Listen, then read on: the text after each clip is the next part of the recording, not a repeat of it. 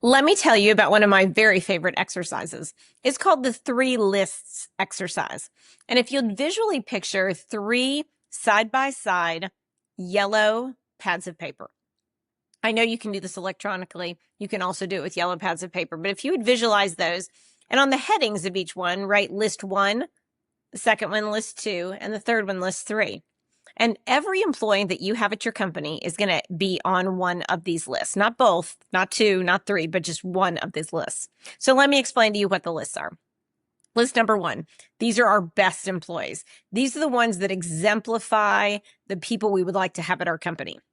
These are the ones that if they came in and gave you a resignation letter, you would be devastated. You would call your wife or your husband and say, I'm coming home. This has been a terrible day because one of our favorite people is leaving. So those are the people that'll be in list 1. These are the people that they don't necessarily have to be the highest paid or the ones with the most important jobs, but they're probably the ones that hold the values of your company and that you would think very sad of if they left.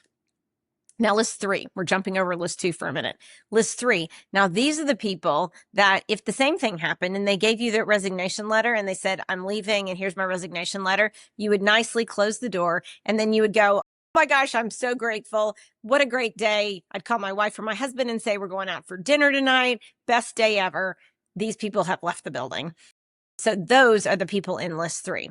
And then list 2 are the people that are just the bread and butter employees of the company. We pay them fine and we pay them well and they do a good job. So they're the 90%. This is a bell curve. So they're the middle, they're the 90%. And then these outliers are list 1 people who are awesome. Those are about 5% of the company. And then 5% of the company are the ones on list 3.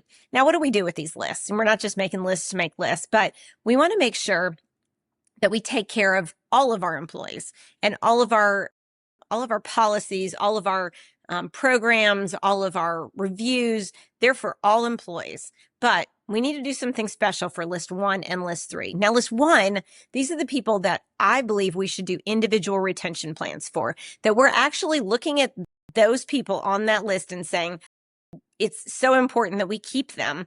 What are we going to do individually different to keep them? So Mary may be on that list and Mary may absolutely have to walk out the door at 5 every night because she handles her grandchildren. Well, we need to do everything we can possibly do to get Mary out of the door at 5 because that's important to her. And if we don't safeguard that, she may leave.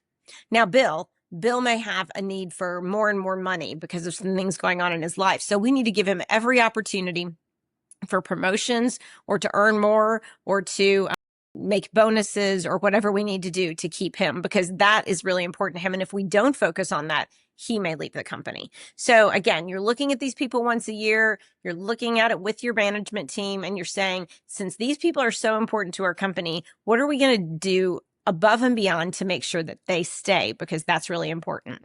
And then on the other side, that's the list 3. And those are those people that maybe, they're not doing a great job with our company. So our first goal would be to move them from list 3 to list 2. We're going to retrain them. We're going to give them a mentor. We're going to tell them that they're not meeting expectations. We're going to put them on a PIP. We're going to do so many things. We're going to really try hard to get them to be, moving from list 3 to list 2, but that may not happen. And if it doesn't happen, then we need to exit them from the company quickly. People should never stay on list 3 for more than 6 months. So if they've been there for 6 years and everybody knows, oh, it's Jeb and he's been on list 3 for years and years and years, and the company leadership just leaves him there. Well, we need to make sure that something happens about that. So those people can't stay on that list more than 6 months. So it's important to evaluate all these people. It's important to follow through with individual retention plans and training people up to list 2.